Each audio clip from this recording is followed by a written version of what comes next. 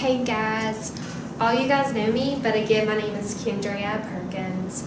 Today, I just wanted to say thank you for coming to this in-service, and thank you for taking the time out just to be here and just sparing those couple extra minutes.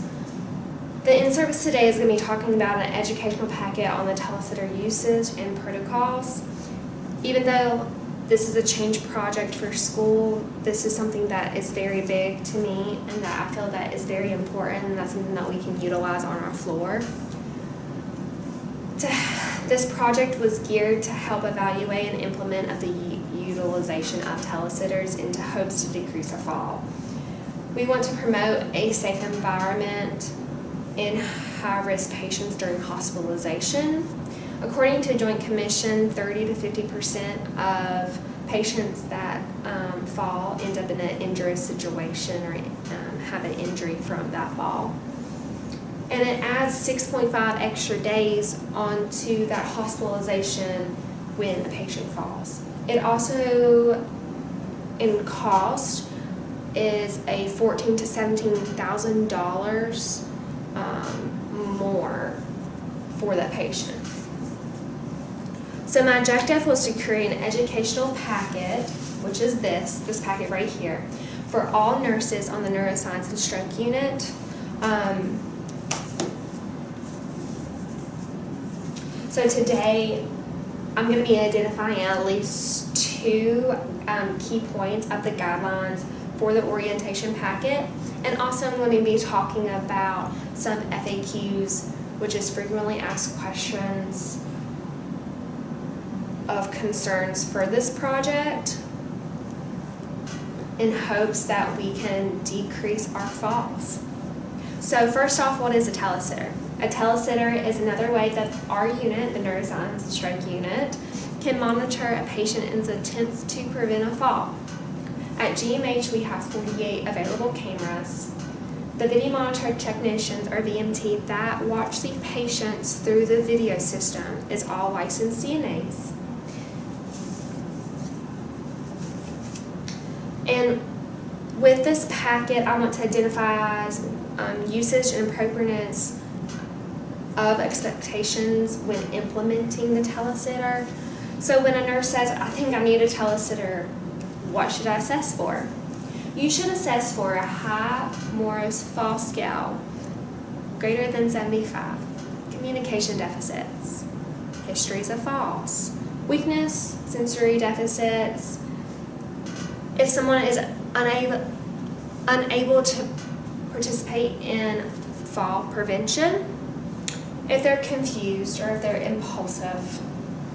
Also, you can utilize this fall risk assessment algorithm. It really breaks this down and really will help to evaluate if you believe you need a telesitter and if you're appropriately using it correctly. And it is page 21 in the educational packet. So what assessment disqualifies the patient from being able to have a telesitter? So if the patient is suicidal, homicidal, if they've overdosed, if they're under any legal restrictions, and if they're under any of these, the patient is going to have a one-on-one physical sitter since the criteria is not met. So, I need a telesitter. What do I do? So first off, you're going to evaluate your patient. Then you're going to talk with the charge nurse.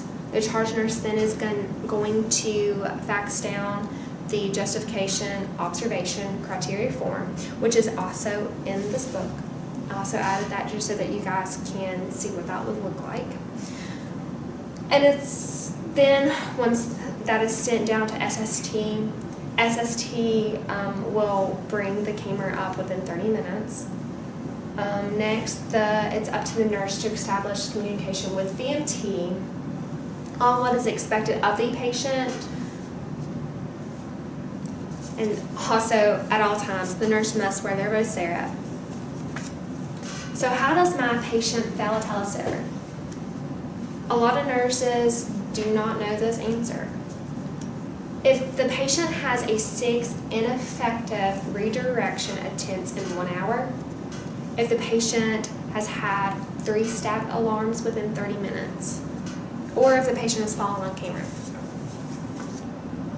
So as a whole, a patient can benefit with the telesitter the telesitter is used as a two-way communication.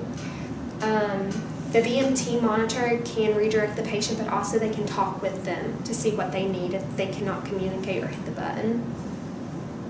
It is used to attempt to have the ability to redirect behaviorist activities to reduce injury.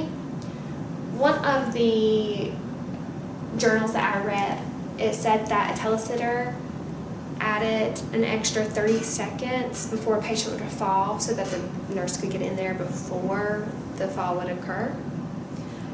And also it can decrease units fall ratios, which is awesome because we've already had 2 falls this month and we don't need another one. We only have like 1 more day left in October, and hopefully we'll get out of it with just 2 this month. That would be awesome. So next, we're going to be talking about frequently asked questions, and there are several in this handout. Frequently asked questions are, what are risk factors? A lot of people go, okay, I don't know what the risk factors for a patient is. High Morris fall scale, like we talked about earlier, confused, they're agitated, they're impulsive, they're cognitively impaired. And we have a lot of patients here on our unit that are cognitively impaired. They're pulling at lines and tubes. They also have a history of falls. And especially if they have a history of fall and that has led to their diagnosis, they need to have a telesitter. It's important. They may seem like they're totally fine, but in 2 hours, they may be trying to climb out of bed. And it's important to have that telesitter there to help protect that patient. If they're weak, if they have some sensory deficits, also alcohol withdrawal program can be utilized too in this. We've had patients that's have had seizures that we've implemented telesitters on to let us know when that patient's having a seizure at that moment. But we do not use a telesitter, again, for suicidal, homicidal, violent patient, commitment papers, such as like white papers, or behaviorist restraints. Failing a telesitter, like I said, is 6 ineffective, redirection to attempt in 1 hour, stat alarms in 3 or more in 30 minutes, and a patient falls. And there's other ways that we can get by if the patient fails a telesitter. We can move them closer to the desk. We can have family come in, and then maybe even some type of restraint. But if those don't work, and it's up to the supervisor and the supervisor of SST whether that telesitter needs to be discontinued. But then if it's discontinued, we have to have an order for a one-on-one physical sitter to protect our patient. So for a telesitter, you do not have to have an order for it to initiate it. You don't have to have an order for it at all. But you must have the charge nurse fill out the observation form to fax it down to SST. And remember, for a one-on-one physical sitter, you have to have a physician order for that. So this educational packet will be found in the charge nurse office up on the shelf, on the second shelf. So just remember, this packet not only has in it what we've talked about, but also it's a good reference for nurses and new nurses, old nurses, nurses that, travel nurses that come to work here that don't know what a telesitter is. There's guidelines, awesome guidelines and protocols that is very important and can be used, especially like power failure, Wi-Fi problems, just general guidelines, and then of course that algorithm. So remember, keep those doors open, keep the lights dim, especially at night, just so that the VMT monitor can see the patient appropriately. educate the patient and the family, and then also communicate with the VM team.